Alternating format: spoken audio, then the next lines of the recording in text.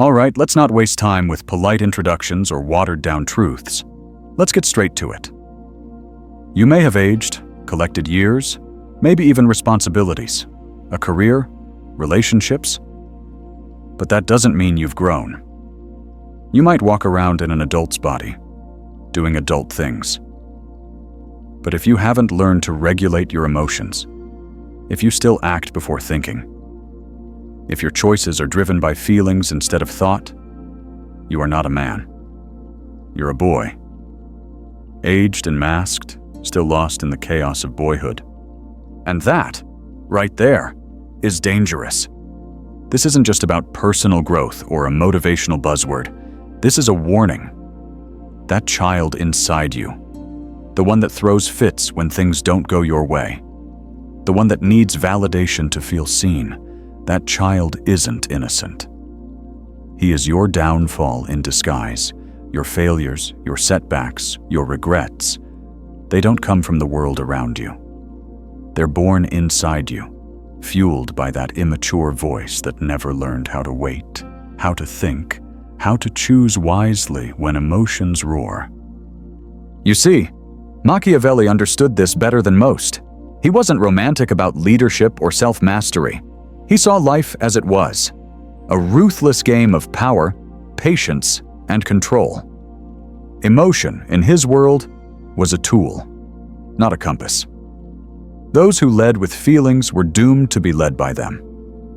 And today, that lesson's been forgotten. Or worse, dismissed as outdated. Because in today's world, tantrums are celebrated. Emotional immaturity gets followers, headlines, likes. But let me tell you, none of that applause translates to real strength. Think about the people you follow, admire, listen to. So many of them are children, emotionally speaking. They're adults in image only.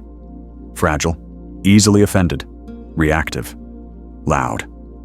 They don't lead, they explode. They don't build, they demand, pout, blame, and spiral when the world doesn't bend to their will. And the cruel twist? You might be just like them. You might be living on autopilot, replaying the same mistakes over and over, without ever asking why. Why your relationships fall apart. Why you're your own worst enemy. Why you crash when you're close to something good. Let me answer it for you. You are ruled by immediacy. You want it now. You can't delay satisfaction. You crave relief in the moment, even if it destroys your future.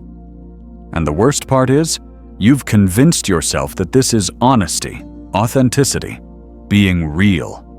But it's not. It's dysfunction. It's emotional immaturity covered in modern vocabulary. It's a child pretending to be a warrior. Machiavelli's writing wasn't meant to comfort you. It was designed to confront you. He knew that emotions, untrained and unchecked, are a liability, not an asset. A ruler who can't govern himself will never govern anything else.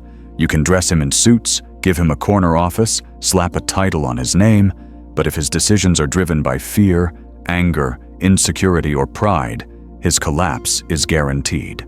Because the truth is simple and cruel. The world doesn't reward emotional fragility. It exploits it. You think the world is unfair? Of course it is. It's unfair to the unprepared, to the undisciplined, to those who walk into battle with open wounds and no shield. You want to be free?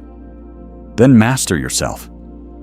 Because manipulators, those who really understand human behavior, they look at the emotionally weak like prey.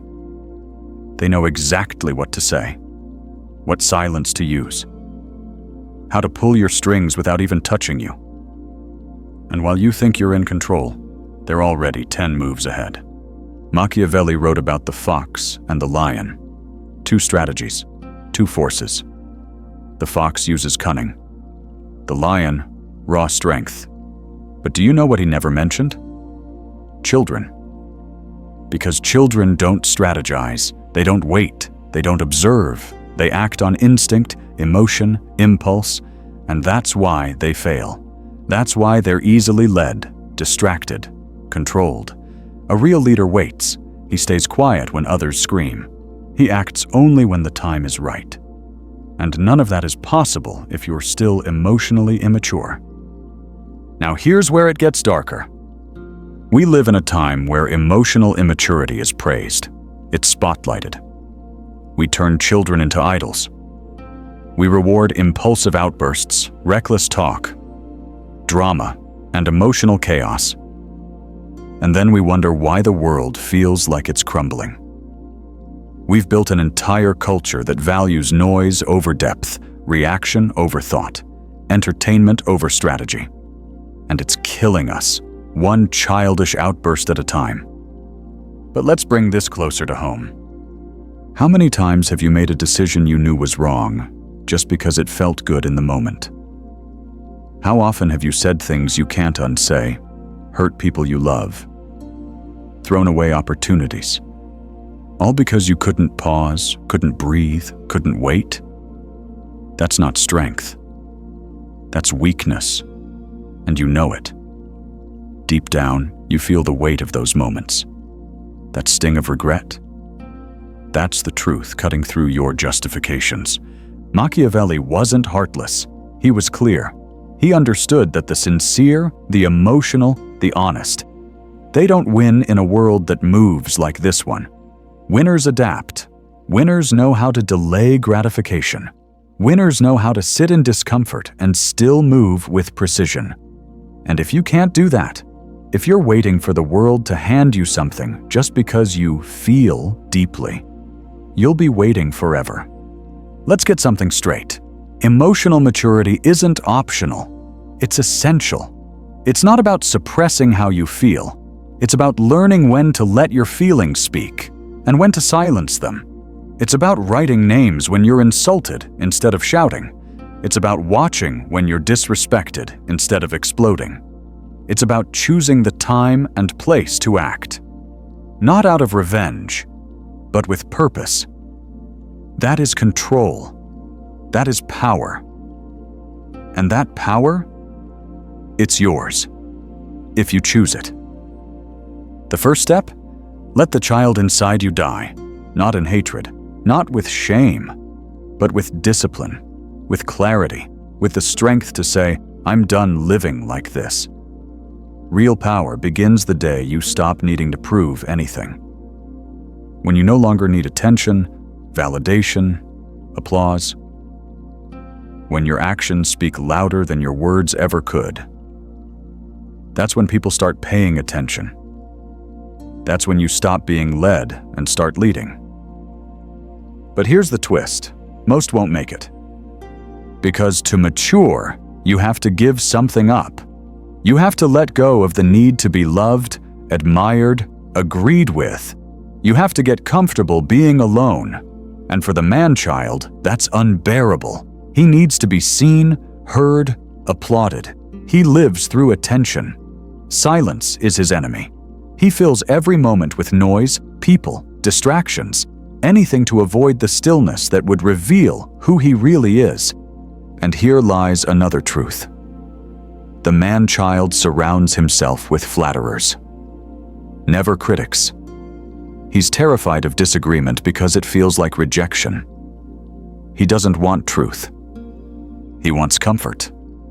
And comfort is poison when you're trying to grow. Because real growth? It's uncomfortable. It forces you to face your flaws, your patterns, your illusions. So let's be brutally honest. You don't mature when you hit a certain age. You mature the day you realize no one is coming to save you. That every bad decision, every lost opportunity, every self-sabotaging moment was yours. And only yours. No one else is responsible. Not your parents, not society, not your past. You. That kind of responsibility is heavy, but it's also freeing. Because if it's your fault, it means it's also in your power to fix. Maturity means doing hard things without an audience. It means saying no when you'd rather say yes. It means acting with integrity even when no one's watching. It means holding your line when the world tries to bend you. It means leading even when your knees are shaking. And every time you do that, Every time you act with discipline, with patience, with intention, you grow stronger. You become the kind of person who can't be manipulated, who doesn't crumble under pressure, who doesn't need applause to know his worth. That is rare. That is powerful. That is what the world needs. But few ever become. So the question isn't, will life get easier? It's, will you get stronger? If you keep acting like a child, life will always feel overwhelming. Everything will be personal. Every failure will feel fatal. Every rejection will be a wound. But if you kill the child, again, with discipline, not hatred, if you step into discomfort, if you build silence into your routine, if you think before you speak, listen more than you talk, act with strategy instead of impulse, then your life changes, not overnight, but completely. You'll stop burning bridges. You'll stop making the same mistakes. You'll stop hurting people you care about. And you'll stop hurting yourself. Your relationships will shift. Your energy will change. People will feel it before you even speak. That's the effect of real inner power. You don't have to announce it. You just become it. So I'll ask you again. Who's making your decisions? The conscious adult or the wounded child? Because if it's the child, everything you build will be fragile. Every success will be temporary. Every win will come with a cost you can't afford. But if it's the adult, if you can rise above emotion, stay grounded in chaos, walk with purpose even when no one sees, it's only a matter of time before you become unstoppable. You want to change your life? Kill the child. With maturity, with solitude, with radical responsibility, with unshakable discipline. Because no one is coming, and no one needs to. You are more than enough, but only if you're willing to outgrow yourself. Write this down, or speak it out loud if you have to. Today, I begin my true adulthood. Not for others, not for approval, for myself. Because if I don't, if I stay here, in this place of emotional dependence, impulsive reactions, shallow validation, I'll lose more than opportunities. I'll lose myself, and I'm not going to let that happen. Now take this fire and carry it in silence. Let no one see your plan. Let no one predict your rise. Let them underestimate you. Let them laugh. You build quietly, strategically, ruthlessly, until it's too late for them to stop you. And when you reach that point, don't look back.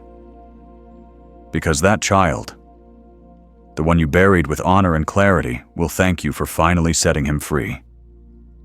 That's what real leadership looks like, and that's who you were meant to be.